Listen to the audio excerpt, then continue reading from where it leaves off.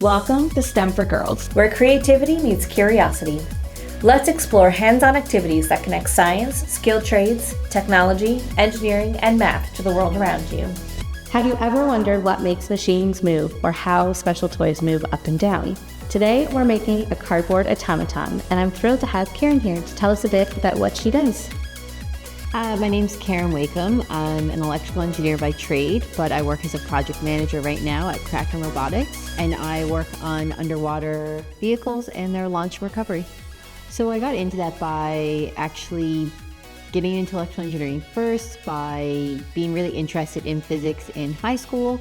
So I did extra science classes and I just fell in love with physics. Absolutely anybody can do it, and it might feel hard at times, and maybe you think you're bad at math or bad at science, but there's a lot more to it than just sitting down and crunching numbers.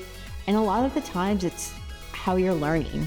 A lot of people learn in different ways and different manners, and just because you're struggling a little bit in school doesn't mean that when you get to university or college that you'll have those same struggles. A lot of the times it's just finding your way of learning and your way of figuring problems out.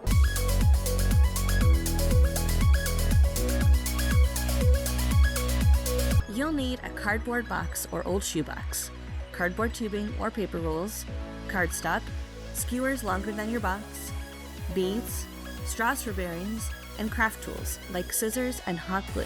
So the box I have today is a Huggies Essentials box. I've cut this one in half to make it a bit easier for us. You'll notice that my skewer is longer than my box. We're gonna cover that box up. We are gonna cover the box up. I like it. So the next thing we're going to do is work on our cylinders, so our cams that go in our box. You're gonna take a toilet paper roll or paper towel, and you're gonna make marks about 3/4 of an inch thick for each one, and these are gonna be our cylinders. Now, build the driving mechanism. Thread your skewer through the straws so it turns freely. Add short cardboard cylinders, about 3/4 of an inch thick each. These will be offset or centered. The offset ones will give you an up and down motion. Engineers call this a cam system. So we've put in some straws to give some structural integrity and reduce the friction of our skewers going up and down. We've also taken a few wooden beads and glued those into the bottom of the skewer so that they fit really well on top of our cylinders on the bottom. Some last steps for us to make sure this works perfectly is to make sure that we hot glue our cylinders onto our skewer. We've also added a handle, and then we should be good to go. Thank you so much. Anytime. Keep experimenting, keep exploring, and remember, every great idea starts with curiosity.